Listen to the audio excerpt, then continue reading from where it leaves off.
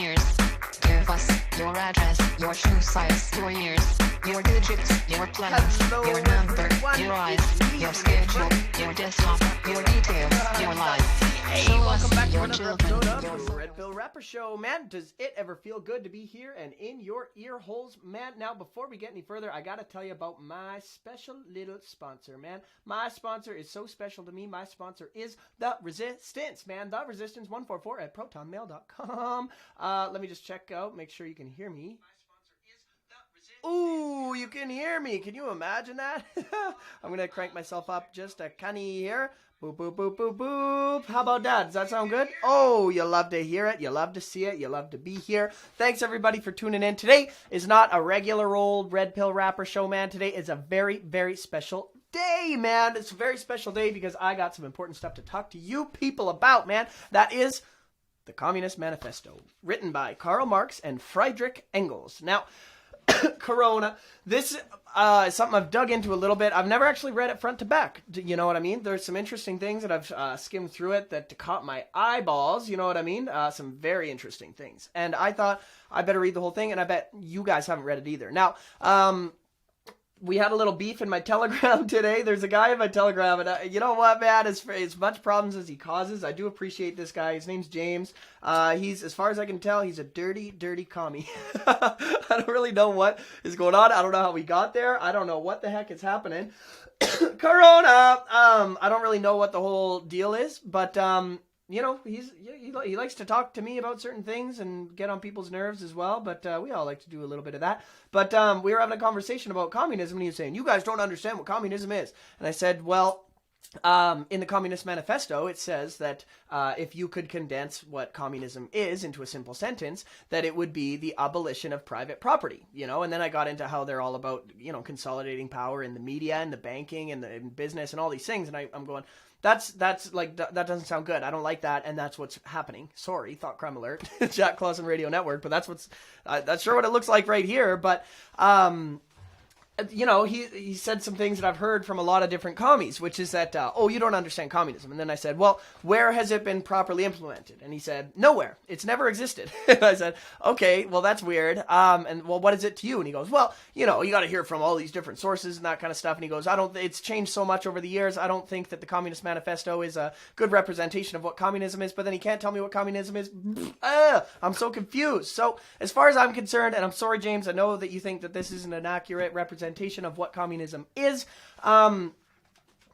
It's called the Communist Manifesto. What do you want me to say, James? What do you want me to frickin' say? I think we got to just read it together, you know, and figure out what the heck's going on. So, buckle up, kiddos. It might get a little ugly. I'm going to try to keep my commentary to a bare, dull roar, because I don't want to be giving you my opinion through the whole thing. I just want to frickin' read it, because I feel like it's something that should be read. It's been sitting on my bookshelf for a long time, and it's a little book, you know. It's funny, these commies, they don't write big books because they don't have a whole lot going on up there, allegedly. But who knows? Maybe I'll read this, and I'll be a blue-pilled Trudeau supporter. You know what I mean? I'll be like, yeah, quarantine camps are great. Lock up the pastors. Keep me safe. Govern me, daddy. Anyway. So here we go, everybody. Thanks for everybody that's coming in. I'm just going to, again, make sure that I am, in fact, live and that my levels are okay. Oh, yeah, sounds good. So let's dig into it, shall we? Manifesto of the Communist Party. A specter is haunting Europe. I screwed up already. A specter is haunting Europe, the specter of communism. All the powers of old Europe have entered into a holy alliance to exorcise this specter. Pope and Tsar, Metternich and Guizot, French radicals and German police spies. Where is the party in opposition that has not been decried as communistic by its opponents in power? Where is the opposition that has not hurled back the branding reproach of communism against the more advanced opposition parties, as well as its reactionary adversaries? Two things result from this fact. Communism is already acknowledged by all European powers to be itself a power. Two, it is high time that communists should openly, in the face of the whole world, publish their views, their aims, their tendencies, and meet this nursery tale of the specter of communism with a manifesto of the party itself. That makes sense. To this end, communists of various nationalities have assembled in London and sketched the following manifesto to be published in the English, French, German, Italian, Flemish, and Danish languages. Chapter 1. Bourgeoisie and Proletariats. The history of all hitherto existing societies is the history of class struggles. Freeman and slave, patrician and plebeian, lord and serf, guildmaster and journeyman. In a word, oppressor and oppressed stood in constant opposition to one another, carried on an uninterrupted, now hidden, now open fight, a fight that each time ended either in a revolutionary reconstitution of society at large or in the common ruin of the contending classes. In the earlier epochs of history, we find almost everywhere a complicated arrangement of society into various orders, a manifold gradation of social rank. In ancient Rome, we have patricians, knights, plebeians, slaves. In the Middle Ages, feudal lords, vassals, whatever, guildmasters, journeymen, apprentices, serfs. In almost all of these classes, again, subordinate gradations. The modern bourgeoisie society that has sprouted from the ruins of feudal society has not done away with class antagonisms. It has but established new classes, new conditions of oppression, new forms of struggle in place of the old ones. Our epoch, the epoch of the bourgeoisie, possesses, however, this distinctive feature. It has simplified the class antagonisms. Society as a whole is more and more splitting up into two great hostile camps, into two great classes, directly facing each other, bourgeoisie and proletariat. From the serfs of the Middle Ages sprang the chartered burghs of the earlier towns. From these burgesses, the first elements of the bourgeoisie were developed. The discovery of America, the rounding of the Cape, opening up fresh ground for the rising bourgeoisie, the East Indian and Chinese markets, the colonization of America, trade with the colonies, the increase in the means of exchange and in commodities, generally gave to commerce no navigation, no industry, an impulse never before known, and thereby to the revolutionary element in the tottering feudal society a rapid development. The feudal system of industry, which industrial production was monopolized by closed guilds, now no longer sufficed for the growing wants of the new markets. The manufacturing system took its place. The guild masters were pushed on one side by the manufacturing middle class. Division of labor between the different corporate guilds vanished in the face of division of labor in each single workshop. Meantime, the markets kept ever growing, the demand ever rising. Even manufacture no longer sufficed. Thereupon, steam and machinery revolutionized industrial production. The place of manufacture was taken by the giant, modern industry, the place of the industrial middle class, the industrial millionaires, the leaders of the whole industrial armies, the modern bourgeoisie. Modern industry has established the world market for which the discovery of America paved the way. This market has given an immense development to commerce, to navigation, to communication by land. This development has, in its time, reacted on the extension of industry, and in proportion as industry, commerce, navigation, railways extended, in the same proportion, the bourgeoisie developed, increasing its capital and pushed into the background every class handed down from the Middle Ages. We see, therefore, how the modern bourgeoisie is itself the product of a long course of development, of a series of revolution in the modes of production and of exchange. Each step in the development of the bourgeoisie was accompanied by a corresponding political advance of that class. An oppressed class under the sway of feudal nobility, an armed and self-governing association in the medieval commune. Here, independent urban republic, as in Italy and Germany, their taxable third estate of the monarchy, as in France. Afterwards, in the period of manufacture proper, serving either the semi-feudal or the absolute monarchy as a counterpoise against the nobility, and in fact counterstone of the great monarchies in general. The bourgeoisie has at last, since the establishment of modern industry and of the world market, conquered for itself, in the modern representative state, exclusive political sway. The executive of the modern state is but a committee for managing the common affairs of the whole bourgeoisie.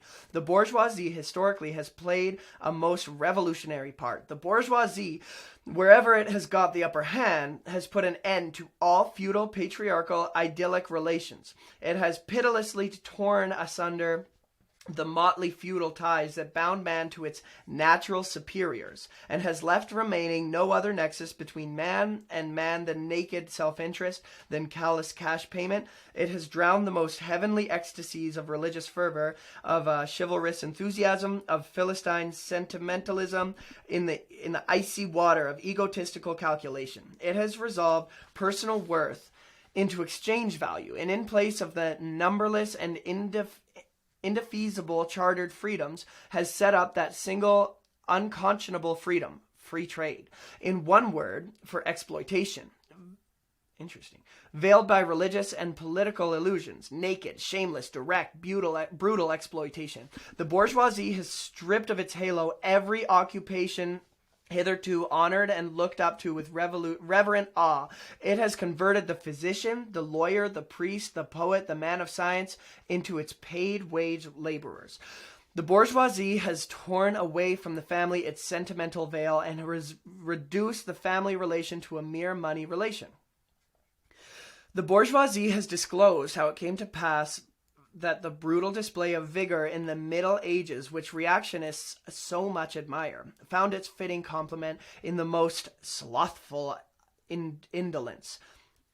It has been the first to show what man's activity can bring about. It has accomplished wonders far surpassing Egyptian pyramids, Roman aqueducts, the Gothic cathedrals. It has conducted expeditions that put in the shade all former exoduses of nations and crusades. The bourgeoisie cannot exist without constantly revolutionizing the instruments of production, and thereby the relations of production, and with them the whole relations of society.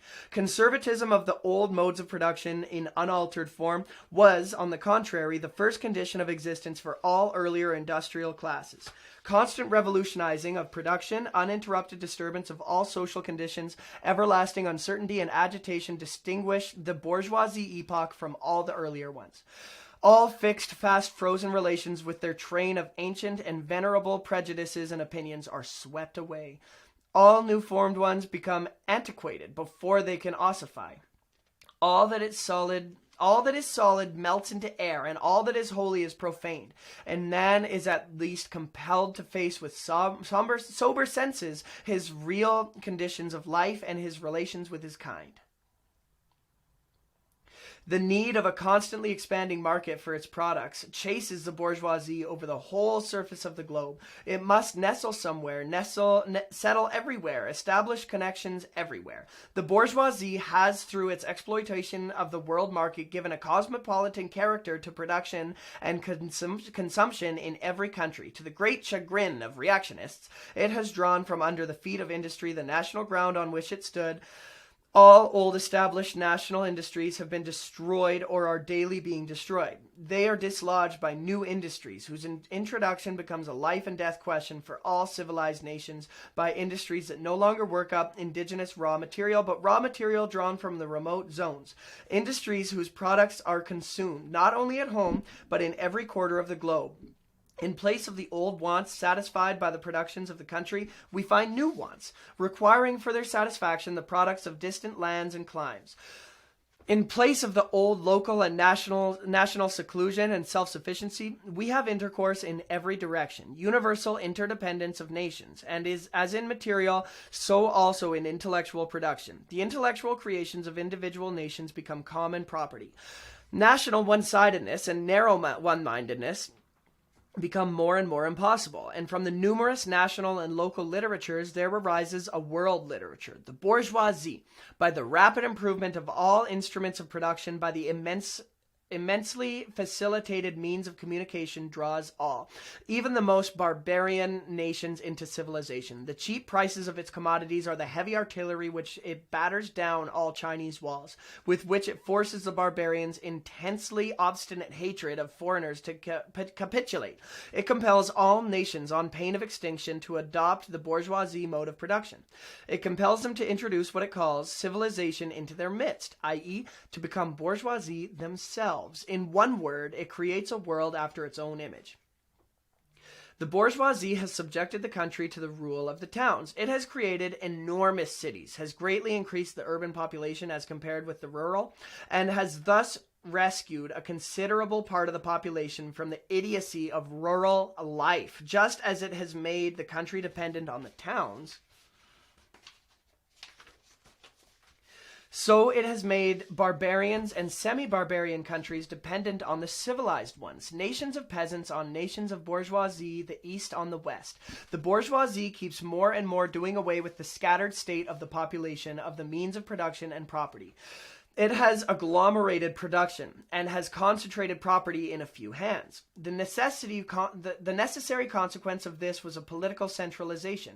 Independent or but loosely connected provinces with separate interests, laws, governments, and systems of taxation become lumped together into one nation, with one government, one code of laws, one national class interest, one frontier, and one customs tariff. The bourgeoisie, during its rule of scarce 100 years, has created more massive and more colossal productive forces than have all preceding generations together.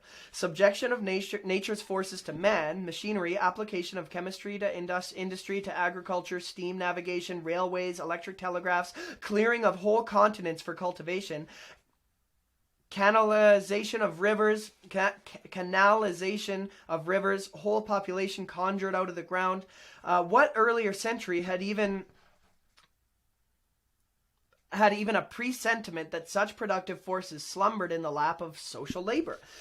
We see then the means of production and of exchange on whose foundation the bourgeoisie built itself up were generated in feudal society. At a certain stage in the development of these means of production and of exchange, the conditions under which feudal society produced and exchanged, the feudal organization of agriculture and manufacturing industry, in one word, the feudal relations of property, became no longer compatible with the already developed productive sources.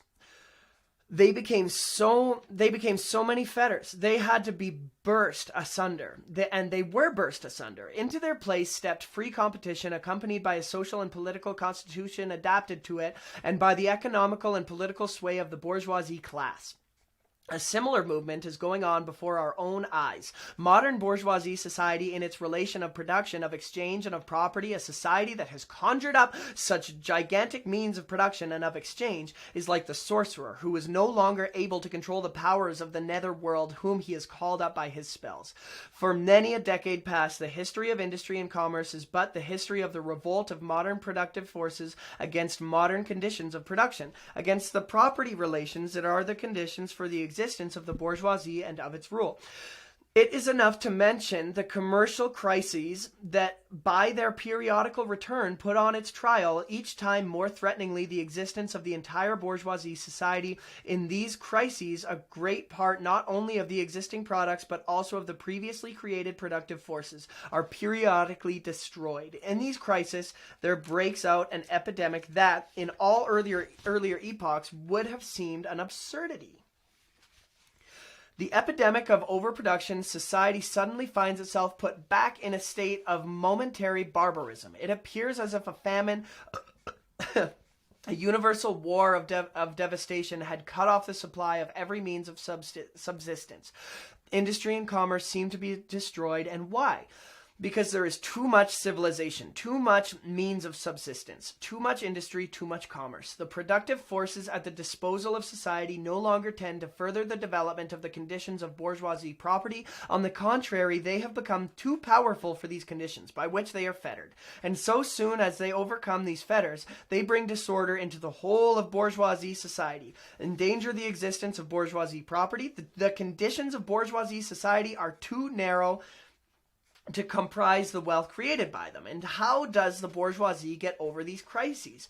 On the one hand, enforced destruction of a mass of production forces, on the other by the conquest of new markets, and by the more thorough exploitation of the old ones. Corona. That is to say, by paving the way for more extensive and more destructive crises, and by diminishing the means whereby crises are prevented. The weapons by which the bourgeoisie felled feudalism to the ground are now turned against the bourgeoisie itself. But not only has the bourgeoisie forged the weapons that bring death to itself, it has also called into existence the men who are to wield those weapons, the modern working class, the proletarians. In proportion to the bourgeoisie, i.e. capital, that is developed, In the same proportion is the proletariat. The modern working class developed a class of laborers who live only so long as they find work, who find work only so long as their labor increases capital. These laborers, who must sell themselves piecemeal, are a commodity like every other article of commerce, and are consequently exposed to the vicissitudes of competition, to all the fluctuations of the market, owing to the extensive use of machinery, to division of labor. The work of the proletarians has lost all individual character and consequently all charm for the workman. He becomes an appendage for the machine. And it is only the most simple, most monotonous, and most easily acquired knack that is required of him. Hence, the cost of production of a workman is restricted almost entirely to the means of subsistence that he requires for his maintenance and for the propagation of his race. But the price of a commodity, and therefore also of labor, is equal to its cost of production. In proportion, therefore, as the repulsiveness of the work increases, the wage decreases. Nay, more, in proportion to the use of machinery and division of labor increases, in the same proportion, the burden of toil also increases, whether by prolongation of the working hours, by increase of the work exacted in a given time, or by increased speed of the machinery, etc. Modern industry has converted the little workshop of the patriarchal master into the great factory of the industrial capitalist. Masses of laborers crowded into the factory are organized like soldiers. As privates of the industrial army, they are placed under the command of a perfect hierarchy of officers and sergeants. Not only are they slaves of the bourgeoisie class, but of the bourgeoisie state. They are daily and hourly enslaved by the machine, by the overlooker, and above all, by the individual bourgeoisie manufacturer himself. The more openly this despotism proclaims gain to be its end and aim, the more petty, the more hateful, and the more embittering it is. Which is commentary here, sorry, but that's just interesting because that's exactly how the state operates. The bigger and the more bloated the state gets, the more petty authoritarian they become. It's like interesting that they're pointing that exact thing at the capitalist, right? But sorry, anyway. The less the skill and exertion of strength implied in manual labor, in other words, the more modern industry becomes developed, the more is the labor of the men superseded by that of the woman.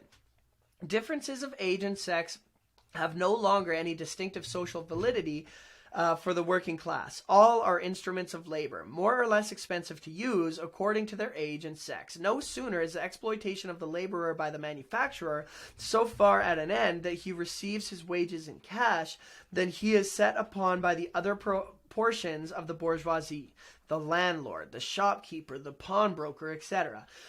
The lower strata of the middle class, the small tradespeople, shopkeepers, retired tradesmen generally, in that handicraftsmen and peasants, all these sink gradually into the proletariat, partly because of their diminutive capital does not suffice for the scale on which modern industry is carried on and is swamped in the competition with the large capitalists, partly because their specialized skill is rendered worthless by the new methods of production. Thus, the proletariat is recruited from all classes of the population. The proletariat goes through various stages of development. With its birth begins its struggle with the bourgeoisie. At first, the contest is carried on by individual laborers, then by the work people of a factory, then by the operatives of one trade in one locality against the individual bourgeoisie who directly exploits them. They direct their attacks not against the bourgeoisie conditions of production, but against the instruments of production themselves. They destroy imported wares that compete with their labor. They smash to pieces machinery. They set factories ablaze. They seek to restore by force the vanished status of the working man of the Middle Ages. At this stage, the laborers still form an incoherent mass scattered over the whole country and broken up by their mutual competition. If anywhere they unite to form more compact bodies, this is not yet the consequence of their own active union, but of the union of the bourgeoisie, which class, in order to attain its own political ends, is compelled to set the whole proletariat in motion, and is moreover yet, for a time, able to do so. At this stage, therefore, the proletariats do not fight their enemies, but the enemies of their enemies. Interesting. I'm going to underline that, actually. Sorry, guys. That's just an interesting line.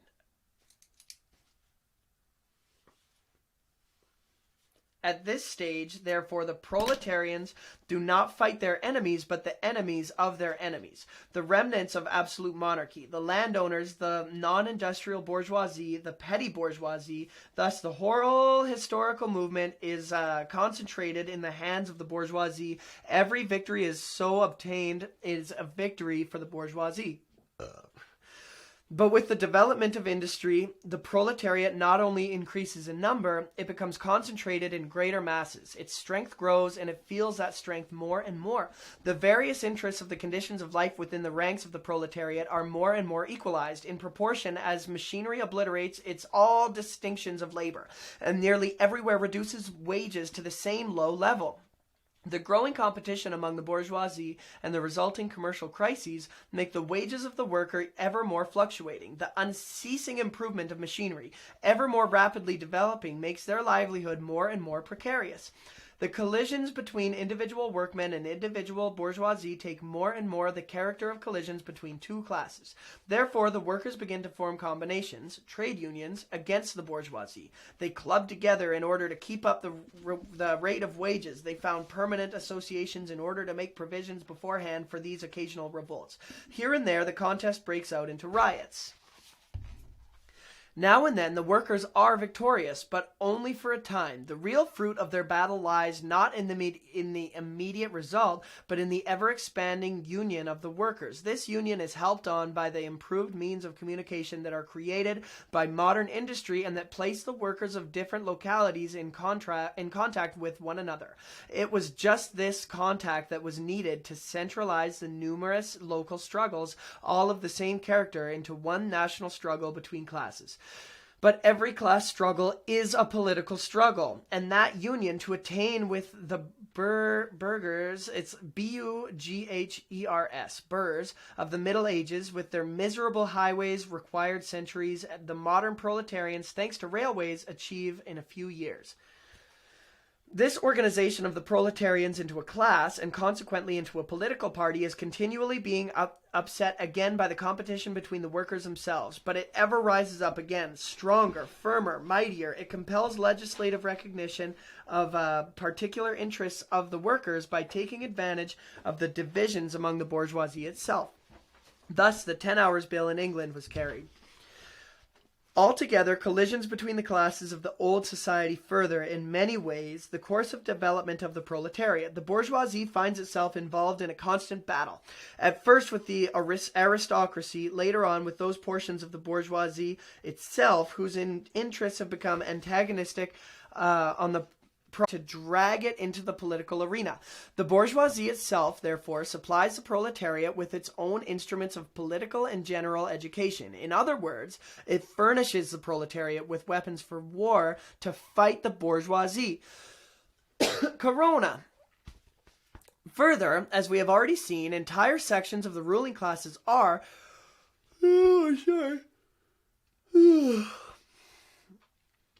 by the advance of industry, precipitated into the proletariat, or are at least threatened into the conditions of existence. They also supply the proletariat with fresh elements of enlightenment and progress. Finally, in times when the class struggle nears the decisive hour, the process of dissolution going on within the ruling class, in fact within the whole range of society, assumes such a violent, glaring character that such a small section of the ruling class cuts itself adrift and joins the revolutionary class, the class that holds the future in its hands, just as, therefore, at an earlier period, a section of the nobility went over to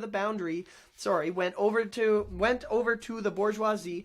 So now a portion of the bourgeoisie goes over to the proletariat, and in particular a portion of the bourgeoisie ideologists who have raised themselves to the level of comprehending theoretically the historical movement as a whole. Of all the classes that stand face to face with the bourgeoisie today, the proletariat alone is a really revolutionary class. The other classes decay and finally disappear in the face of modern industry. The proletariat is its special and essential product. The lower middle class, the small manufacturer, the shopkeeper, artisan, peasant, and all these fight against the bourgeoisie to save from extinction their existence as fractions of the middle class. They are therefore not revolutionary but conservative. Nay, more, they are reactionary. For they try to roll back the wheel of history. If by chance they are revolutionary, they are so only in view of their impending transfer into the proletariat. They thus defend not their present, but their future interests. They desert their own standpoint to place themselves at that of the proletariat, the dangerous class, the social scum that passively rotting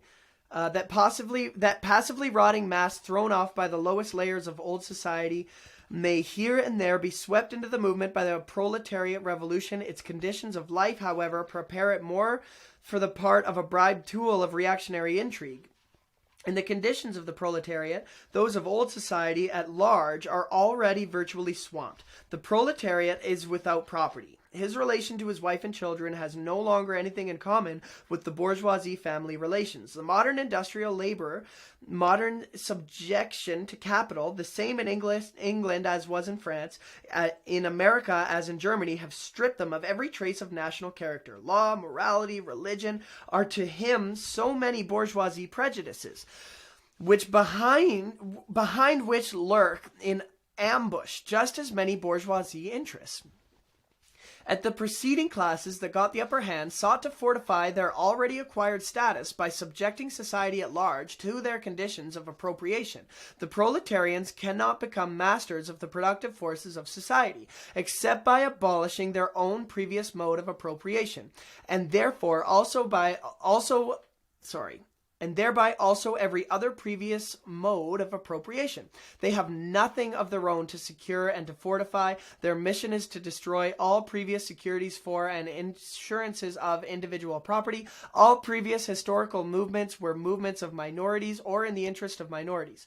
The proletarian movement is the self-conscious, independent movement of the immense majority in the interests of the immense majority. The proletariat, the lowest stratum of our present society, cannot raise itself up without the whole superincumbent strata of official society being strung into the air. Though not in substance, yet in form, the struggle of the proletariat with the bourgeoisie is at first a national struggle. The proletariat of each country must, of course, first of all, settle matters into its own bourgeoisie. In depicting the most general phases of the development of the proletariat, we trace the more or less veiled civil war raging within existing society up to the point where the war breaks out into open revolution and where the violent overthrow of the bourgeoisie lays the foundation for the sway of the proletariat. Hitherto, every form of society has been based, as we have already seen it, on the antagonism of oppressing and oppressed classes. But in order to oppress a class, certain conditions must be assured to it under which it can at least continue its slavish existence. The serf, in the period of serfdom, raised himself to membership in the commune, just as the petty bourgeoisie under the yoke of feudal absolutism managed to develop into a bourgeoisie. The modern laborer, on the contrary, instead of rising with the progress of industry, sinks deeper and deeper below the conditions of existence of his own class. He becomes a pauper, and pauperism develops more rapidly than population and wealth. And here it becomes evident that the bourgeoisie is unfit any longer to be the ruling class in society and to impose its conditions of existence upon society as an overriding law. It is unfit to rule because it is incompetent to assure an existence to its slave within its slavery, because it cannot help letting him sink into such a state that it has to feed him instead of being fed by him. Society can no longer live under this bourgeoisie, and in other words, its existence is no longer compatible with society. The essential condition for the existence and for the sway of the bourgeoisie class is the formation and augmentation of capital. The condition for capital is wage labor. Wage labor rests exclusively competition between the laborers. The advance of industry, whose involuntary promoter is the bourgeoisie, replaces the isolation of the laborers due to competition by the revolutionary combination due to association. The development of modern industry therefore cuts from under its feet the very foundation on which the bourgeoisie produces and appropriates products. What the bourgeoisie therefore produces above all is its own gravediggers. Its fall and victory of the proletariat are equally inevitable. End of chapter 1. Oh my gosh, can you imagine? Hey, thanks for coming in, you people I see on the YouTube. Love you guys. Chapter 2. Breathe deep. In what relation do the communists stand to the proletariats as a whole? The communists do not form a separate party opposed to other working class parties. They have no interests separate and apart from those of the proletariat as a whole. They do not set up any sectarian principles of their own by which to shape and mold the proletarian movement. The communists are distinguished from the other working class parties by this only. 1. In the national struggles of the proletarians of the different countries, they point out and bring to the front the common interests of the entire proletariat, independently of all nationality. 2. In the various stages of development, which the struggle of the working class against the bourgeoisie has to pass through, they always and everywhere represent the interests of the movement as a whole. The communists, therefore, are on the one hand, practically, the most advanced and resolute section of the working class parties of every country, that section which pushes forward all others. On the other hand, theoretically, they have over the great mass of the proletariat the advantage of clearly understanding the line of march, the conditions, and the ultimate general results of the proletarian movement. The immediate aim of the communist is the same as that of the other proletarian parties. Formation of the proletariat into a class, overthrow the bourgeoisie supremacy, conquest of political power by the proletariat.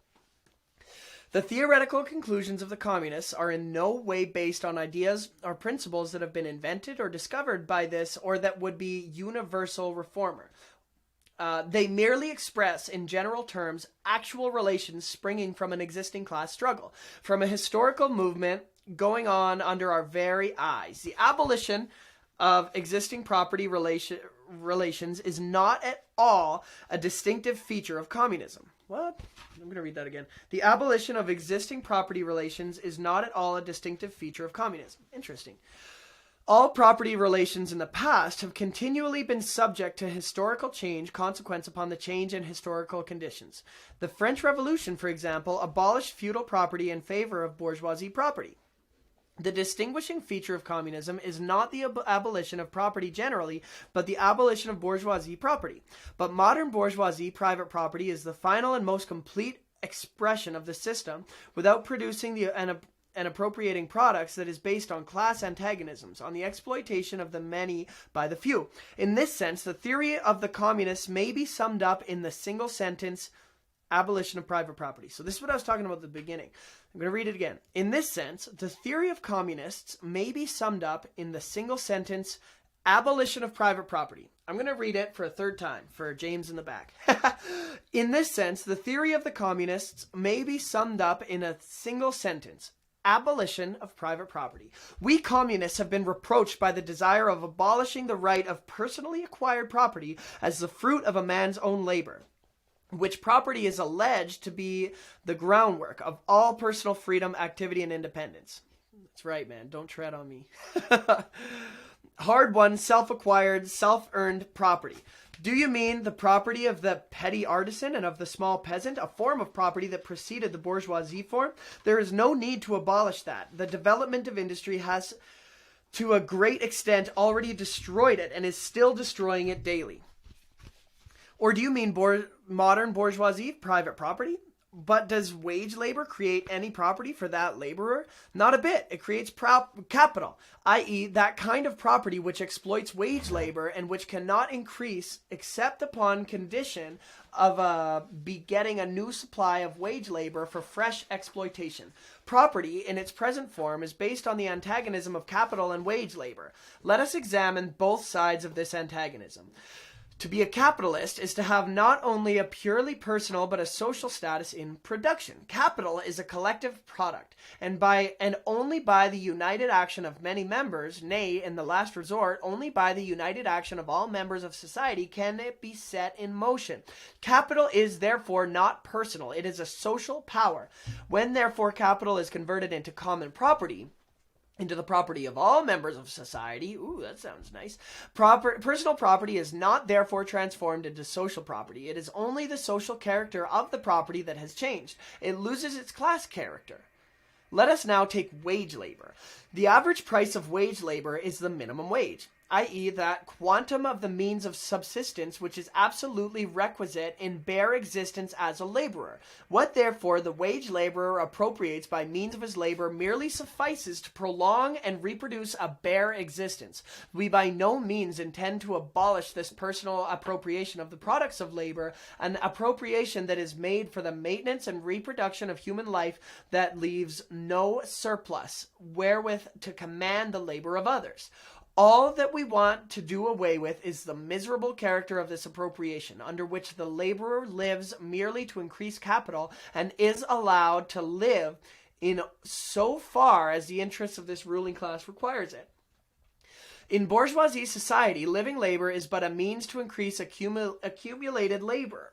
In communist society, accumulated labor is but a means to widen, to enrich, to promote the existence of the laborer. In bourgeoisie society, therefore, the past dominates the present. In communist society, the present dominates the past. In bourgeoisie society, capital is independent and has individuality, while the living person is dependent and has no individuality. And the abolition of this state of things is called by the bourgeoisie abolition of individuality and freedom. And rightly so. The abolition of bourgeoisie individuality, bourgeoisie independence, and bourgeoisie freedom is undoubtedly aimed at. By freedom is meant, under the present bourgeoisie conditions of production, free trade, free selling and buying. But if selling and buying disappears, free selling and buying disappears also. This talk about free selling and buying and all the other brave words out of our bourgeoisie about freedom in general have a meaning, if any, only in contrast with restricted selling and buying, with the fettered traders of the Middle Ages, but have no meaning when opposed to the communistic abolition of buying and selling, of the bourgeoisie conditions of production, and of the bourgeoisie itself. You are horrified at our intending to do away with private property, but in your existing society, private property is already done away with for 9/10 of the population. Its existence for the few is solely due to its non-existence in the hands of those 9/10. You reproach us, therefore, with intending to do away with the form of property, the necessary condition for whose existence is the non-existence of any property for the immense majority of society. In one word, you reproach us with intending to do away with your property. Precisely so. That is just what we intend. Interesting. Very interesting. From the moment when labor can no longer be converted into capital, money, or rent into a social power capable of being monopolized, i.e. from the moment when individual property can no longer be transformed into bourgeoisie property, into capital, from that moment you say individuality vanishes. You must therefore confess by that individual you mean no other person than the bourgeoisie, than the middle class owner of property. This person must indeed be swept out of the way and made impossible. Communism deprives no man of the power to appropriate the products of society. All that it does is to deprive him of the power to subjugate the labor of others by means of such appropriation. It has been objected that upon the abolition of private property, all work will cease, the universal laziness will overtake us. According to this, bourgeoisie society ought long ago to have gone to the dogs through sheer idleness. For those of its members who work acquire nothing. Those who acquire nothing do not work. The whole of this objection is but another expression of the tautology, that there can no longer be any wage labor when there is no longer any capital. All objections urged against the communistic mode of producing and appropriating material products have, in the same way, been urged against the communistic modes of producing and appropriating intellectual products. Just so, to the bourgeoisie, the disappearance of class property is the disappearance of production itself. So the disappearance of class culture is to him identical with the disappearance of all culture.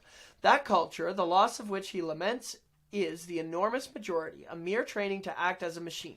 But don't wrangle with us so long as you apply to our intended abolition of bourgeoisie property the standard of your bourgeoisie notions of freedom, culture, law, etc.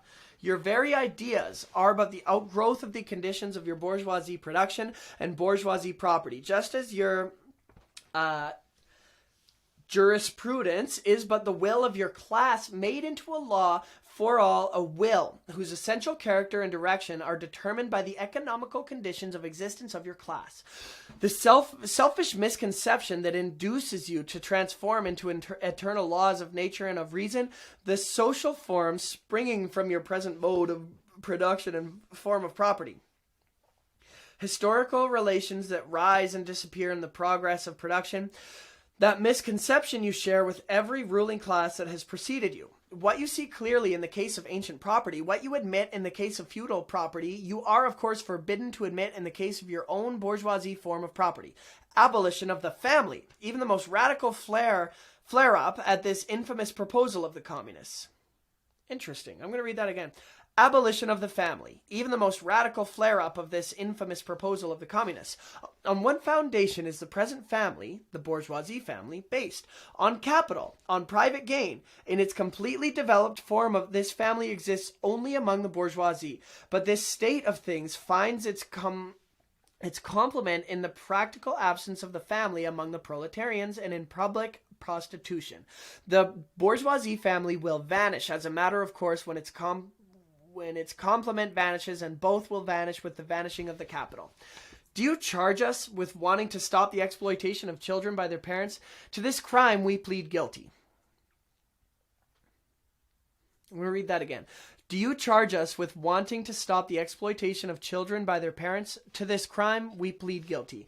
But you will say, we destroy the most hallowed of relations when we replace home education by social and your education. Is not that also social and determined by the social conditions under which you educate, by the intervention, direct or indirect, of society by means of schools, etc.?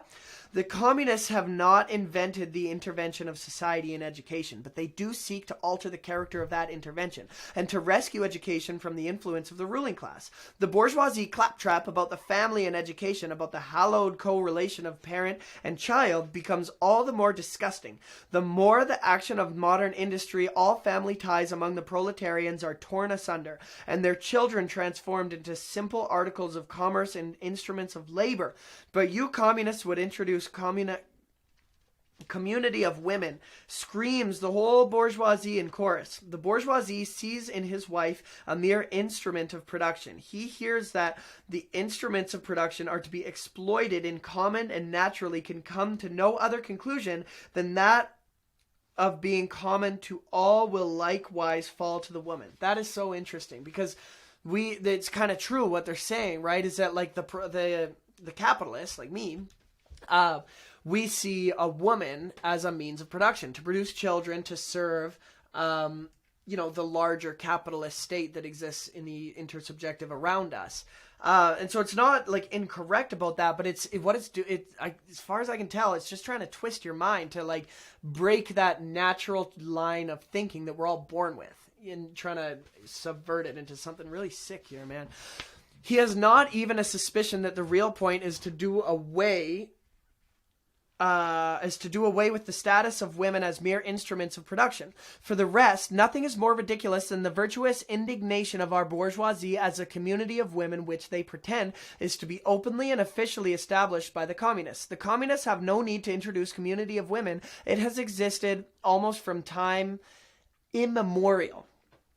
Our bourgeoisie, not content with having the wives and daughters of their proletarians at their disposal, not to speak of common prostitutes, take the greatest pleasure in seducing each other's wives. Bourgeoisie marriage is in reality a system of wives in common, and thus, at the most, what the communists might possibly be reproached with is that they desire to introduce in substitution for a hypocritically concealed, an openly legalized community of women.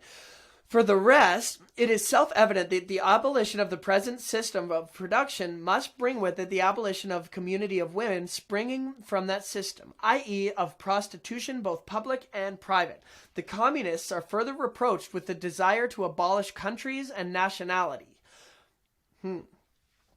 The working men have no country. We cannot take from them what they have not got. Since the proletariat must first of all acquire political supremacy, must rise to the leading class of the nation, must constitute itself the nation. It is, so far, itself national, though not in the bourgeoisie sense of the word.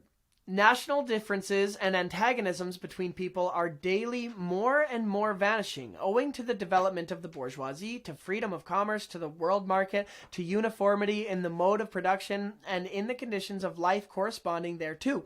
The supremacy of the proletariat will cause them to vanish still faster.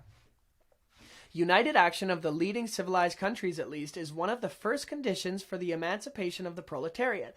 In proportion as the exploitation of one individual by another is put to an end to, the exploitation of one nation by another will also be put to an end. In proportion to the antagonism between classes within the nation vanishes, the hostility of one nation to another will come to an end.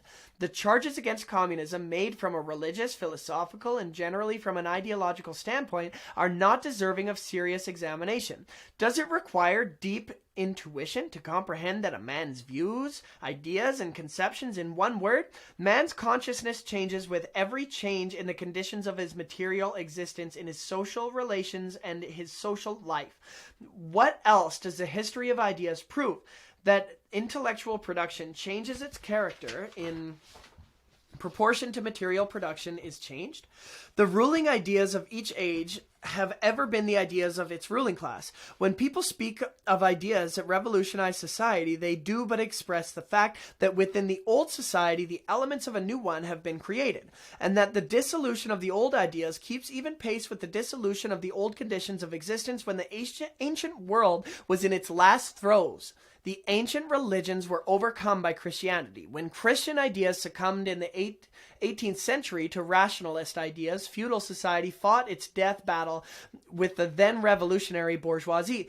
The ideas of religious liberty and freedom of conscience merely gave expression to the sway of free competition within the domain of knowledge. Undoubtedly, it will be said, religious, moral, philosophical, and juridical ideas have been modified in the course of historical development, but religion, morality, philosophy, political science, and law constantly survive this change. There are, besides eternal truths such as freedom, justice, etc., that are common to all states of society, but communism abolishes eternal truths. It abolishes all religion, all morality, instead of constituting them on a new basis. It therefore acts in contradiction to all past historical experiences. What does this accusation reduce itself to? The history of all past society has consisted in the development of class antagonisms that assume different forms at different epochs, but whatever form they may have taken, one fact is common to all past ages, viz. The exploitation of one part of society by another. No wonder, then, that the social consciousness of past ages, despite all the multiplicity and variety it displays, moves within certain common forms or general ideas which cannot completely vanish except with the total disappearance of class antagonisms. The communist revolution is the most radical rupture with the traditional property relations. No wonder that its development involves the most radical rupture with traditional ideas. But let us have done with the bourgeoisie objections to communism. We have seen above that the first step in the revolution by the working class is to raise the proletariat to the position of ruling. As to win the battle of democracy, the proletariat will use its political supremacy to wrest by degrees all capital from the bourgeoisie, to centralize all instruments of production in the hands of the state, i.e. the proletariat organized as the ruling class, and to increase the total productive forces as rapidly as possible. Of course, in the beginning this cannot be effected except by means of despotic inroads on the rights of property and on the conditions of bourgeoisie production, by means of measures, therefore, which appear economically insufficient and untenable, but which, in the course of the movement, outstrip themselves, necessitate further inroads upon the old social order, and are unavoidable as a means of entirely revolutionizing the mode of production. These measures will, of course, be different in different countries. Nevertheless, in the most advanced countries, the following will be pretty generally applicable. Number 1. Okay, so this is an important list, I think, here, guys. Pay attention. Number 1, abolition of property in land and application of all rents of land to public purposes. 2, a heavy progressive or graduated income tax. 3, abolition of all right of inheritance. 4, confiscation of the property of all emigrants and rebels. 5, that's emigrants, not immigrants, emigrants with an E. 5. Centralization of credit in the hands of the state by means of a national bank with state capital and an exclusive monopoly. Centralization by the means of communication and transport in the hands of the state. Extension of factories and instruments of production owned by the state, bringing into cultivation of wastelands and the improvement of the soil generally in accordance with a common plan. Equal liability of all to labor. Establishment of industrial armies, especially for agriculture. Combination of agriculture with manufacturing industries, gradual abolition of the distinction between town and country by a far more equitable distribution of the population over the country. Number 10, free education for all children in public schools, abolition of the children's factory labor in its present form, combinations of education with industrial production, etc., etc. That's the end of the list. When, in the course of development, class distinctions have disappeared and all production has been concentrated in the hands of the vast association of the whole nation, the public power will lose its political character.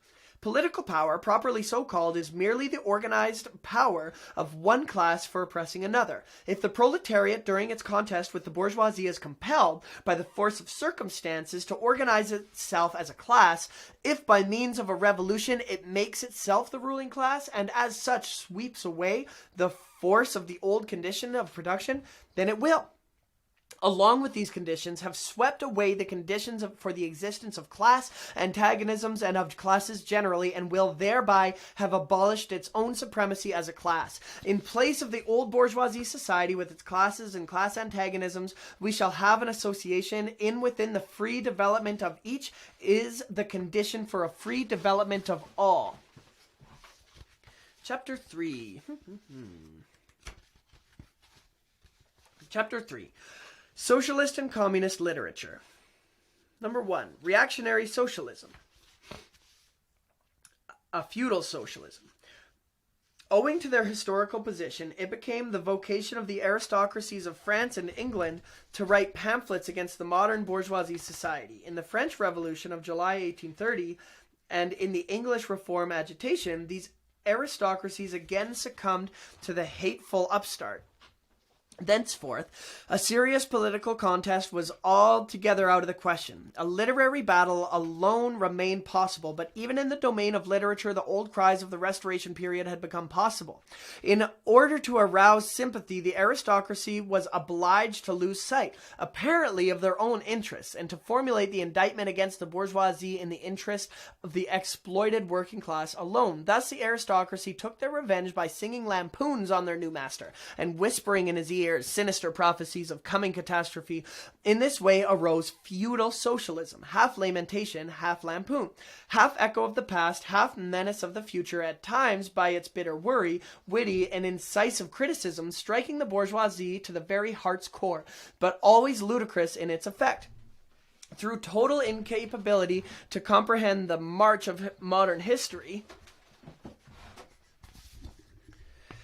the aristocracy, in order to rally the people to them, waved the proletarian alms bag in front for a banner. But the people, so often as it joined them, saw on their hindquarters the old feudal coats of arms, and deserted with loud and irreverent laughter. One section of the French Legitimists and Young England exhibited in this spectacle. In pointing out that their modes of exploitation was different to that of the bourgeoisie, feudalists forget that they exploited under circumstances and conditions that were quite different, and that are now antiquated. By showing that, under their rule, the modern proletariat never existed, they forget that the modern bourgeoisie is the necessary offspring of their own form of society. For the rest, so little do they conceal the reactionary character of their criticism that their chief accusation against the bourgeoisie amounts to this, that under the bourgeoisie regime a class is being developed, which is designed to cut up root and branch the old order of society. What they upbraid the bourgeoisie with is not so much that it creates a proletariat, but that it creates a revolutionary proletariat. In political practice, therefore, they join in coercive measures against the working class. And in ordinary life, despite their highfalutin phrases, they stoop to pick up the golden apples dropped from the tree of industry and to barter truth, love, and honor for traffic in wool, beetroot sugar, and potato spirits.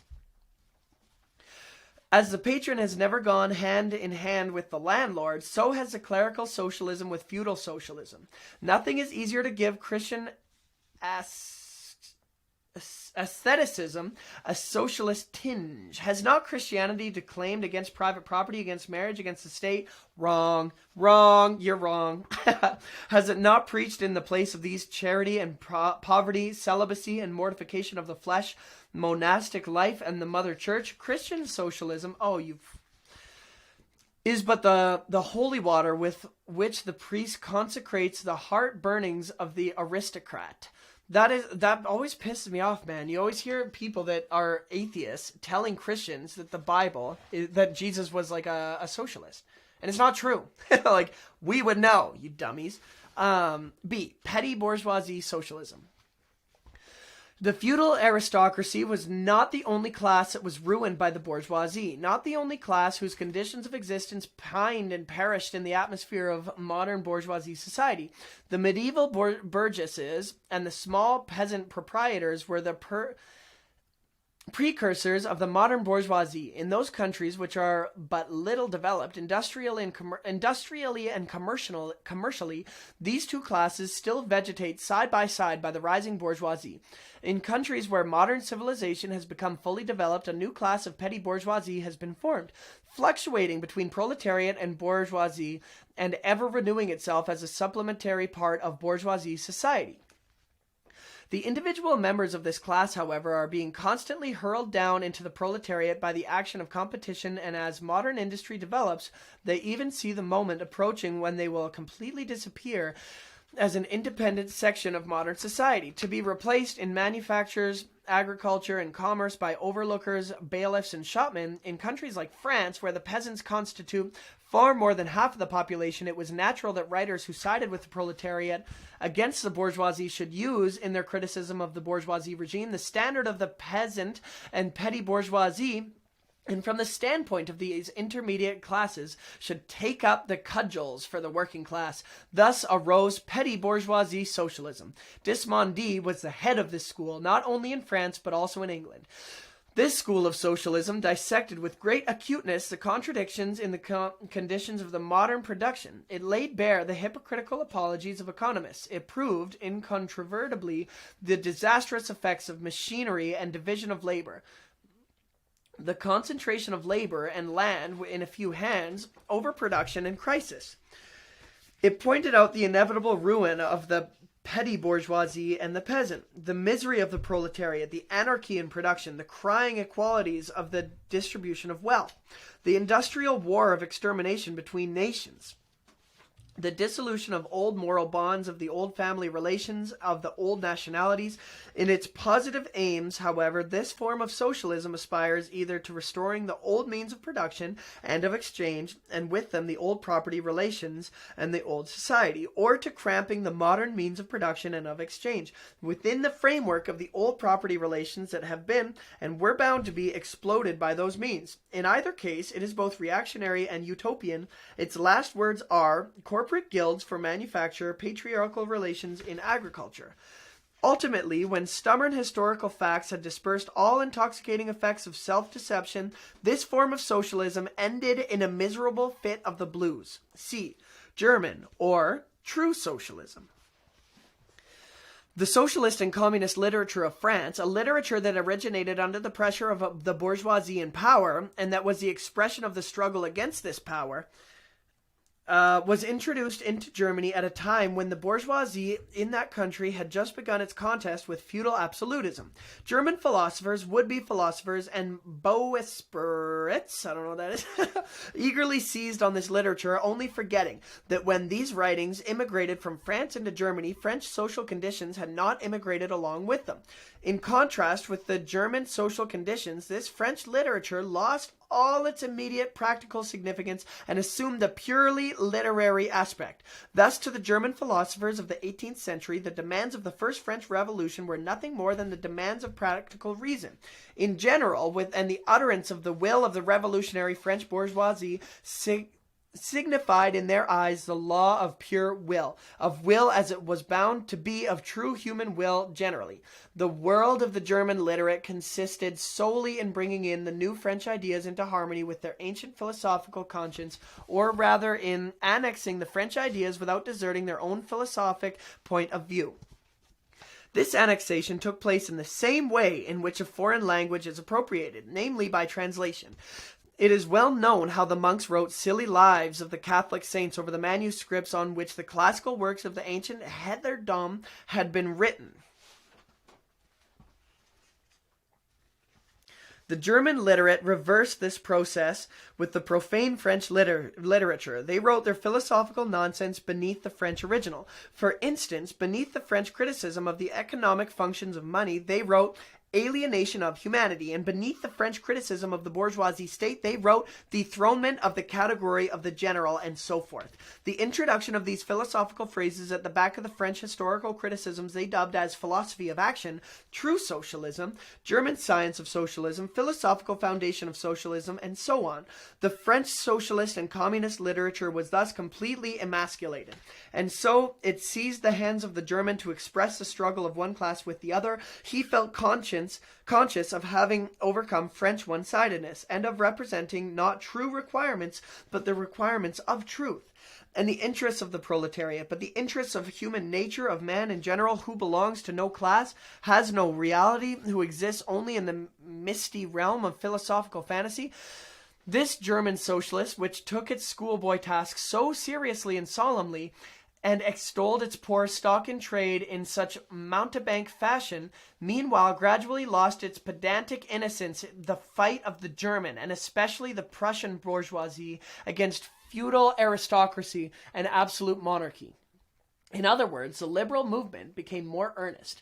By this, the long-wished-for opportunity was offered for true socialism of confronting the political movement with the socialist demands of hurling the traditional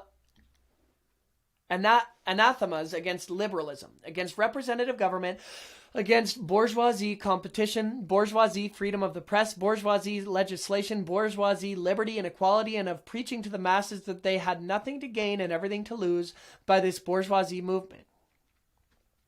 German socialism forgot in the nick of time that the French criticism, whose silly echo it was, presupposed the existence of modern bourgeoisie society with its corresponding economic conditions of existence, and the political constitution adapted thereto, the very things whose attainment was the object of a pending struggle in Germany.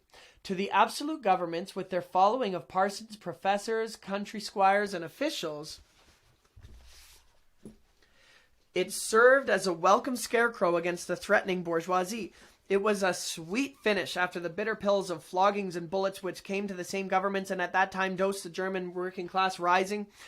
While this true socialism thus served the governments as a weapon for fighting the German bourgeoisie, it at the same time directly represented a reactionary interest, the interest of the German Philistines. In Germany, the petty bourgeoisie class, a relic of the 16th century, and since then constantly cropping up again under various forms, is the real social basis of the existing state of things. To preserve this class is to preserve the existing state of things in Germany. The industrial and political supremacy of the bourgeoisie threatens it with certain destruction. On the other hand, from the concentration of capital, on the other, from the rise of a revolutionary proletariat. True socialism appeared to kill these two birds with one stone. It spread like an epidemic. The robe of speculative cobwebs, embroidered with the flowers of rhetoric, steeped in the dews of sickly sentiment, this transcendental robe in which the German socialists wrapped their sorry eternal truths, all skin and bone, served to wonderfully increase the scale of their goods amongst the public. And on its part, German socialism recognized more and more its own calling as the bombastic representative of the petty bourgeoisie Philistine.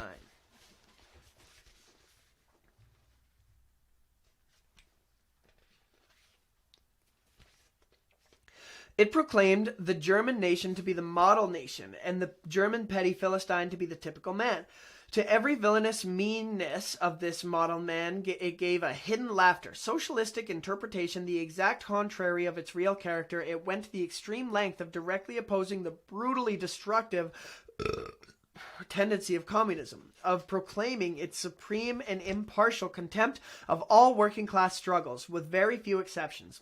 All the so-called socialist and communist publications that now, 1847, circulate in Germany, belong to the domain of this foul and enervating literature. 2. Conservative or bourgeoisie socialism.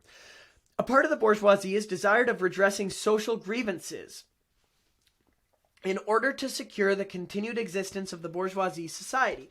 To this section belong economists, philanthropists, humanists, improvisers of the condition of the working class, organizers of charity, members of societies for the prevention of cruelty to animals, temperance fanatics, hole and corner reformers of every imaginable kind. This form of socialism has, moreover, been worked out into complete systems. We may cite Proudhon's Philosophie de la Miserie as an example of this form. The socialistic bourgeoisie want all the advantages of social conditions without the struggles and dangers necessarily resulting therefrom. They desire the existing state of society minus its revolutionary and disintegrating elements. They wish for a bourgeoisie without proletariat. The bourgeoisie naturally conceives the world in which it is supreme to be the best. The bourgeoisie socialism develops this comfortable conception into various more or less complete systems, in requiring the proletariat to carry out such a system, and thereby to march straightway into the social New Jerusalem. It but requires in reality that the proletariat should remain within the bounds of existing society, but should cast away all its hateful ideas concerning the bourgeoisie. A second and more practical but less systematic form of this socialism sought to depreciate every revolutionary movement in the eyes of the working class by showing that no mere political reform but only a change in the material conditions of existence in economic relations could be of any advantage to them. By changes in the material conditions of existence, this form of socialism, however, by no means understands abolition of the bourgeoisie relations of production, an abolition that can be effected only by a revolution, but administrative reforms based on the continued existence of these relations, reforms, therefore, that in no respect affect the relations between capital and labor, but at the best lessen the cost and simplify the administrative work of bourgeoisie government. The bourgeoisie socialism attains adequate expression when and only when it becomes a mere figure of speech. Free trade for the benefit of the working class, protective duties for the benefit of the working class, prison reform for the benefit of the working class. This is the last word and the only seriously meant word of the bourgeoisie socialism. It is summed up by the phrase of the bourgeoisie that is a bourgeoisie, for the benefit of the working class. Number 3, critical utopian socialism and communism. We do not here refer to that literature which, in every great modern revolution, has always given voice to the demands of the proletariat, such as the writings of Babeuf and others. The first direct attempts of the proletariat to attain its own ends, made in times of universal excitement when feudal society was being overthrown, these attempts necessarily failed, owing to the then underdeveloped state of the proletariat, as well as to the absence of the economic conditions for its emancipation, conditions that had yet to be produced and could be produced by the impending bourgeoisie epoch alone. The revolutionary literature that accompanied these first movements of the proletariat had necessarily a reactionary character. It inculcated universal aestheticism and social leveling in its crudest form. The socialist and communist systems, properly so called, those of St. Simon Fourier, Owen, and others, spring into the existence in the early undeveloped period. Described above. Sorry, I've just lost it. In the early undeveloped period described above of the struggle between proletariat and bourgeoisie, see section 1, bourgeoisie and proletariats, the founders of these systems see indeed the class antagonisms as well as the action of the decomposing elements in the prevailing form of society, but the proletariat as yet in its infancy offers to them the spectacle of class without any historical initiative or any independent political movement. Since the development of class antagonism keeps even pace with the development of industry, the economic situation as they find does not as yet offer to them the material conditions for the emancipation of the proletariat. They therefore search after a new social science, after new social laws that are to create these conditions. Historical action is to yield to their personal inventive action historically created conditions of the emancipation to fantastic ones, and the gradual, spontaneous class organization of the proletariat to the organization of society, specially contrived by these inventors. Future history resolves itself, in their eyes, into the propaganda and the practical carrying out of their social plans. In the formation of their plans, they are conscious of caring chiefly for the interests of the working class, as being the most suffered class. Only from the point of view of being the most suffered class does the proletariat exist for them. The undeveloped state of the class struggle, as well as their own surroundings, causes socialists of this kind to consider themselves far superior to all class antagonisms. They want to improve the condition of every member of society, even that of the most favored. Hence, they habitually appeal to society at large without distinction of class, nay, by preference to the ruling class. For how can people, when once they understand their system, fail to see it in the best possible plan of the best possible state of society? Hence, they reject all political and especially all revolutionary action. They wish to attain their ends by peaceful means and endeavor by small experiments, necessarily doomed to failure, and by the force of example, to pave the way for the new social gospel.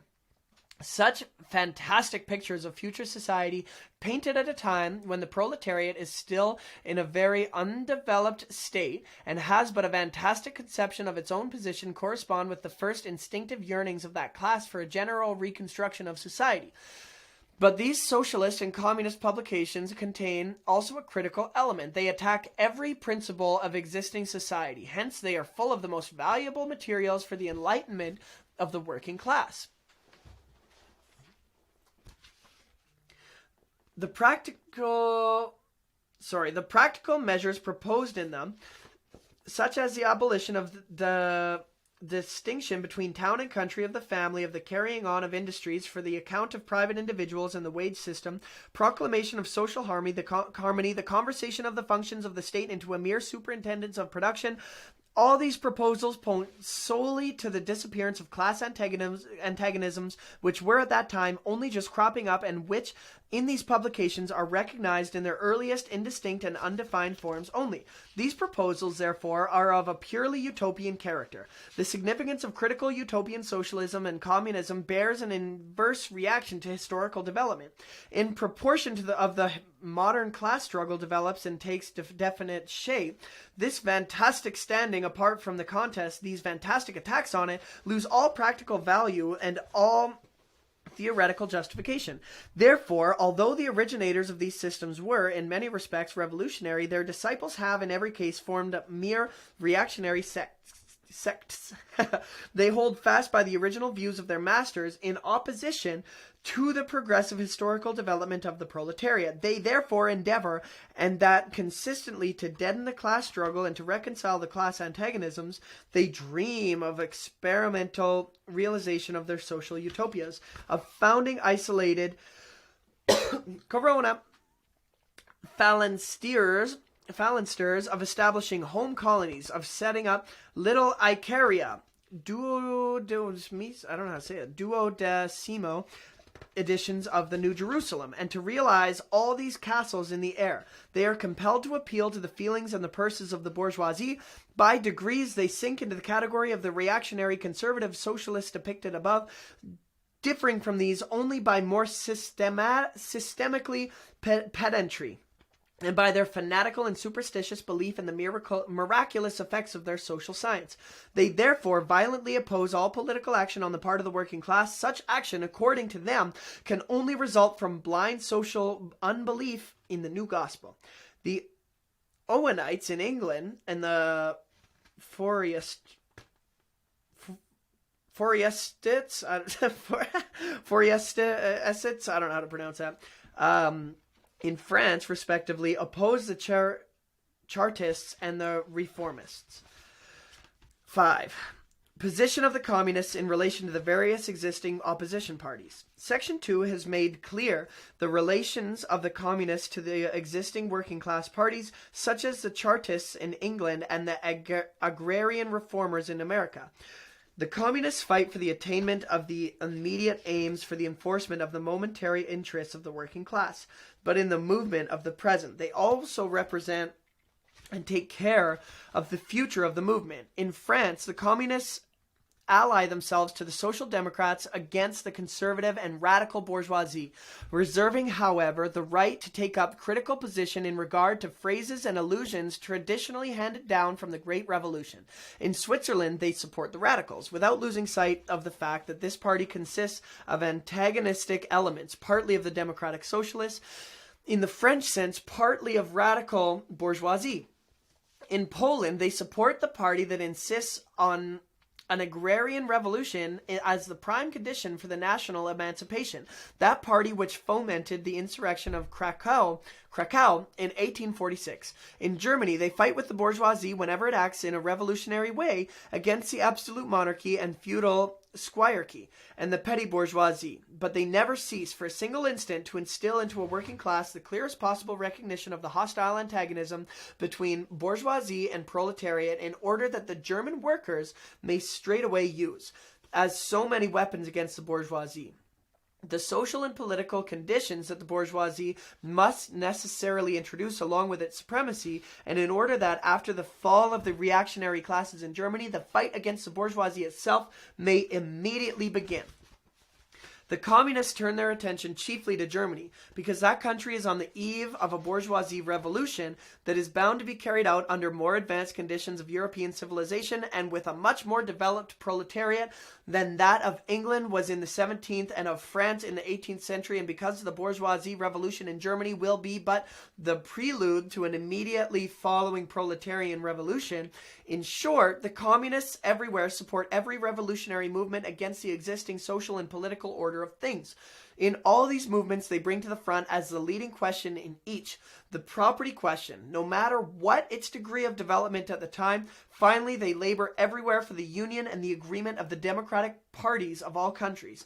The communists disdain to conceal their views and aims. They openly declare that their ends can be attained only by the forcible overthrow of all existing social conditions. They let the ruling classes tremble at the communistic revolution. Let the proletariats have nothing to lose but their chains. They have a world to win. Working men of all countries, unite. Thanks for tuning in to the Red Pill Rapper Show. That's been the Communist Manifesto. We just did the whole thing. How long did that take? Let's see here. I don't know. It doesn't actually say on my thing here.